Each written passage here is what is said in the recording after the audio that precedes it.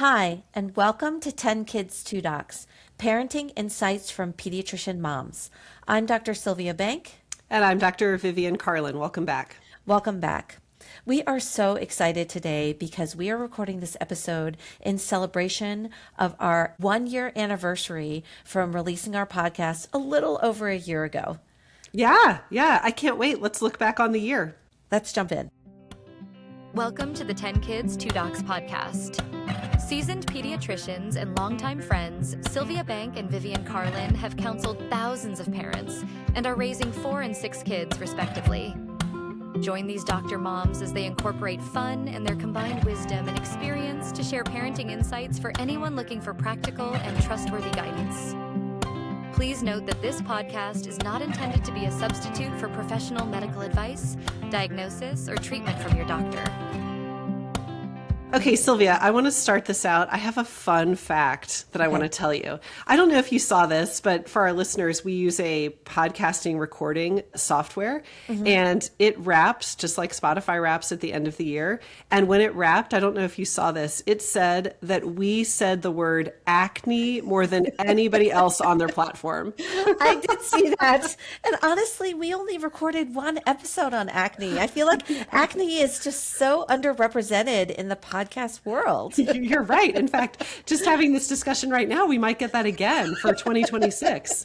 So well, maybe other people are catching on and it's becoming like, a new hot topic is going to be acne, Right. Much needed though. A lot of people suffer from acne. Yes, you're right. More people should be talking about acne, apparently. If we topped the list, then I did see it. And I also love the little bits of just us laughing. Like they had like a little bits of our laugh track where you're laughing, I'm laughing. I don't even know what we're laughing at, but it's like clips of us laughing. And it just kind of, I think for me, when I saw it, it summarized like, gosh, we had, at least I had a really fun time this last year. Just talking, laughing, reminiscing. It really brought a smile to my face when I saw that recap. I totally agree. So I want to hear your overall thoughts. I know we kind of highlighted it a little bit if anyone listened to our bonus episodes with our husbands, but I want to hear what your favorite episode has been. Maybe like your favorite episode and then what you felt like was the most challenging episode. Ooh, okay. I find that the episode that I find myself coming back to in my own mind the most is the one on social media, to be honest. And honestly, I feel like this whole project and having done those episodes on social media has resulted in me becoming more and more cynical and jaded about social media. Now that we're like high alert and aware, Yeah. I see things in the news that like recap and remind me of our social media episode as well. Yeah. I have like a personal example that happened recently with social media, and it's sad. There was a young adult who went missing over Christmas, and then it was later found that she had committed suicide. Oh, that's terrible. Made the national news because there was a multi-day search, and this woman is in our community. Like she lives not too far from us, and while she went to a different high school, she was a friend of multiple friends, similar in age to my young adult children. So we had been really following closely that story and had multiple people that we knew that went to the funeral. Like we knew this story well.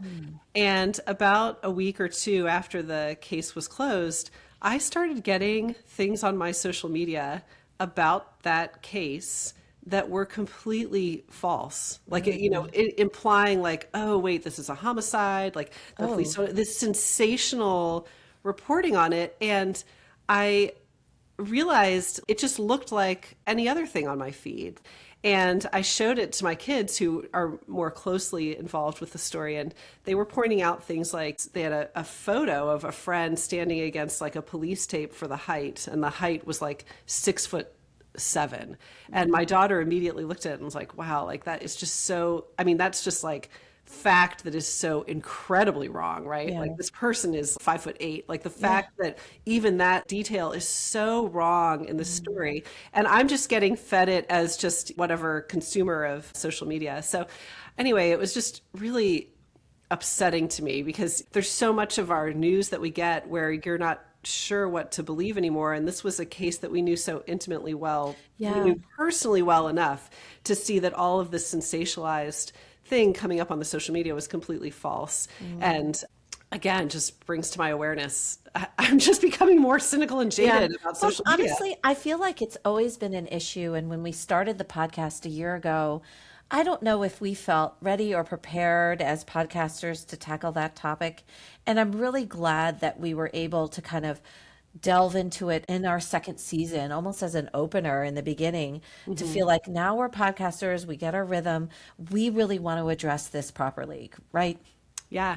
Well, and I think we've had some interesting insight putting out our own material on social media about things that get flagged or blocked. So we had a guest speaker who put on his social media some pictures of diphtheria, and those got taken down as sensitive content. I think you had an interesting experience with TikTok. So yeah, like we had made a series of reels on the vaccine series that we just recently released, and that I made a reel about your story about Edward Jenner observing that the milkmaids that had had cowpox were more resistant to smallpox. And that reel somehow got flagged as being inappropriate for TikTok. Yeah, it's so odd because that was literally just statement of historical fact. Like that's not something that's refutable or even an opinion, right? It was just a clip stating that historical fact. So really eye-opening as to see what is getting flagged and what isn't, right? Yeah, and how our feeds are being manipulated based on user engagement and whatnot. So I don't know. I find that's the episode I most frequently dwell on or that comes to mind. Honestly, this seems so random, but I think the episodes I'm most proud of are the ones on drowning prevention. I want to re-release those this year. I just feel like we covered that so well. Yes. And yet it's not like a high interest, exciting topic, but I want everybody to know. We feel so strongly about as pediatrician moms. Everyone should know this before you delve into the world of swimming with your children or deciding to get a home pool. All of that can be super fun, but messages that we really want to get out there. Yeah. My proudest episode was actually one of our first ones, which is the inspiring internal drive in the teenager. I feel like the storytelling that I did in that episode was something that I've had pent up in myself. This was like a milestone in my parenting and a switch and a realization that I really want to share with the rest of the world. Yeah. So that was kind of like, in a way, for me, one of the motivating episodes to even do the podcast was that transition for me and my husband as change in our parenting philosophy and the evolution of that through storytelling. And I feel completely validated by that because that is still our number one episode. Oh, is it? Yes. I don't even know that. That has been consumed the most. So I run the numbers. How many listens have we had? And some of this is skewed. Some people like listen for 5 seconds and they get off. So it may be related to how much the episode is getting put on someone's feed.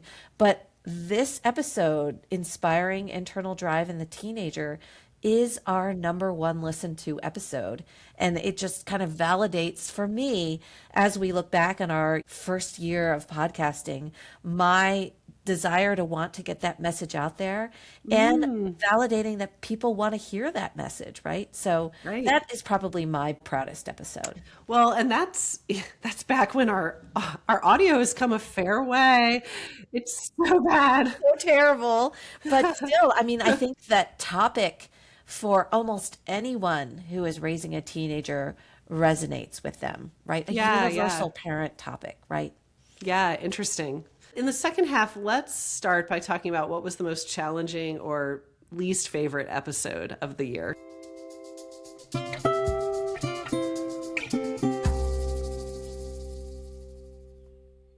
Honestly, I feel like, and you're great, Sylvia, at suggesting to me that you want to do these episodes, any episodes that talk about ADHD or learning disabilities. I spend so much mental time trying to figure out how to reflect on that in the time constraints that we have in a way that is meaningful and paints the reality while also offering hope and instruction and is respectful. I mean, I just find those so cumbersome. And I keep reminding myself, this is why people do entire podcasts just on these topics. Right.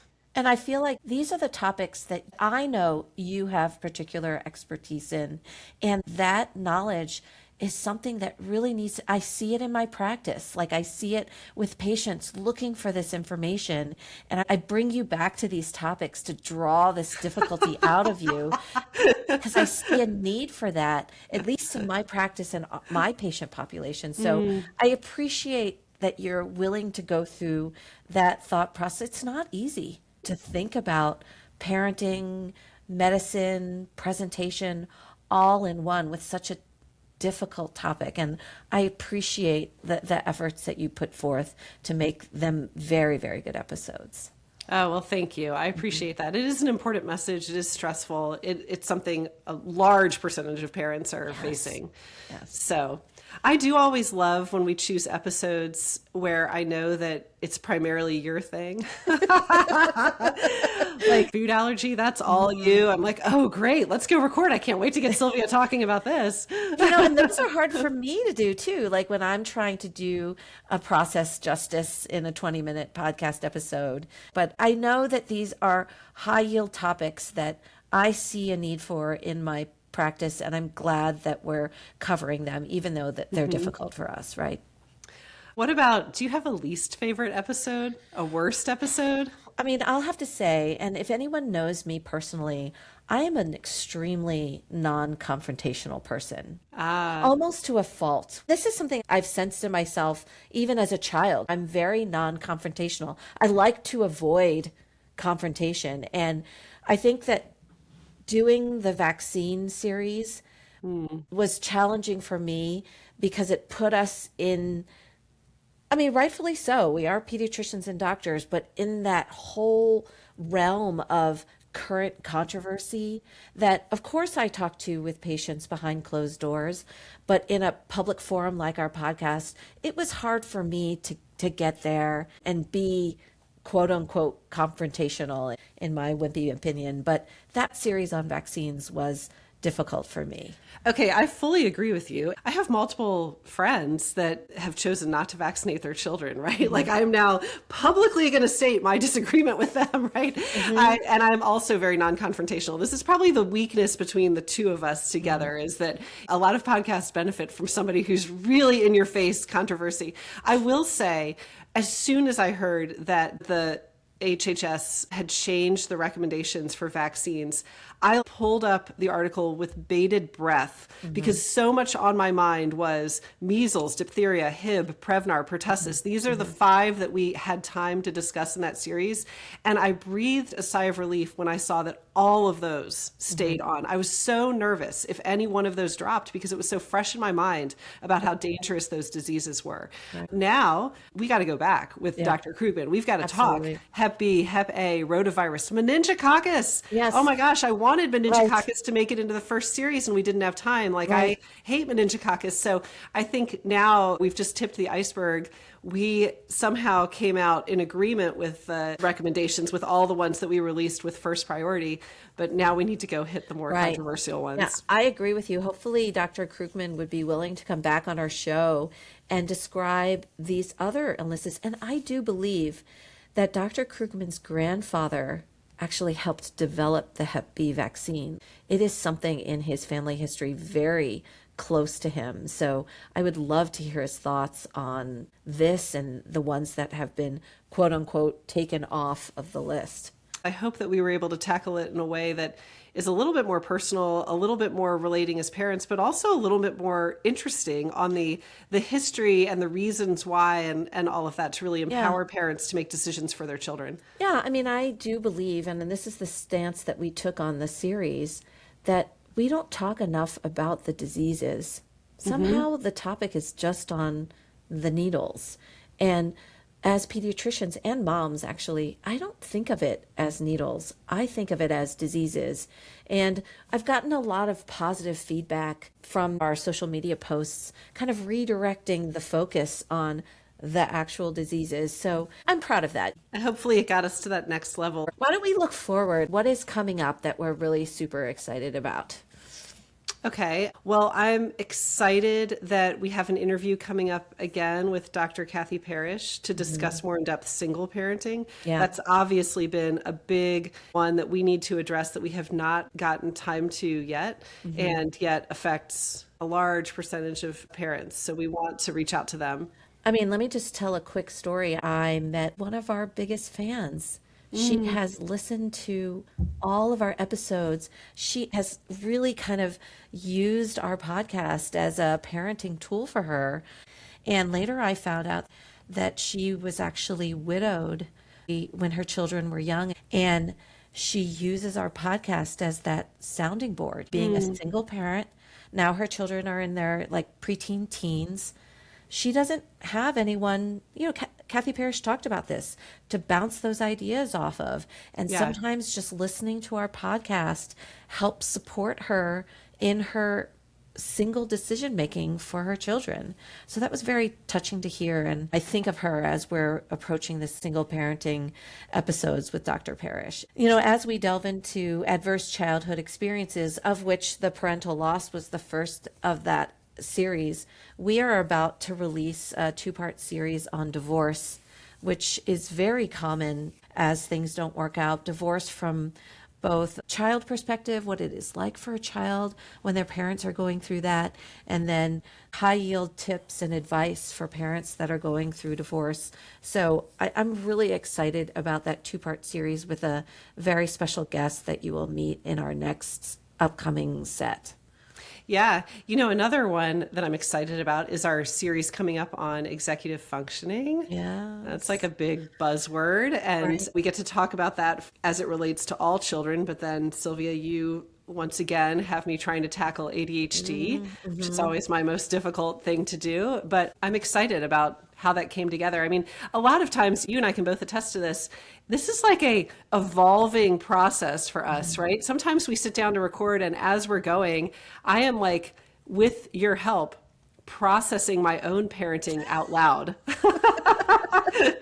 Yes, like let's reflect. It's like we're supporting each other, and then seeing how we can turn our experiences in parenting for advice and support for other parents out there, right? Right. Now, that episode actually came from my one child that listens to the podcast. Like, you have multiple children that consume our podcast. I have one. And that child actually wanted us to do more storytelling. As he knows pretty much all of our family stories and a lot of your family stories, in his opinion, our best episodes have been foundationally based on a good story.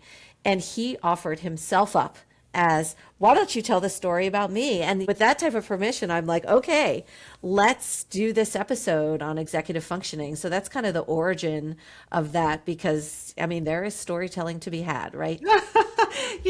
What that makes me think of, my adult children all want to also be subjects of the storytelling. Oh, really? Yes. But, unfortunately, I think you can attest to this in your mind as I can.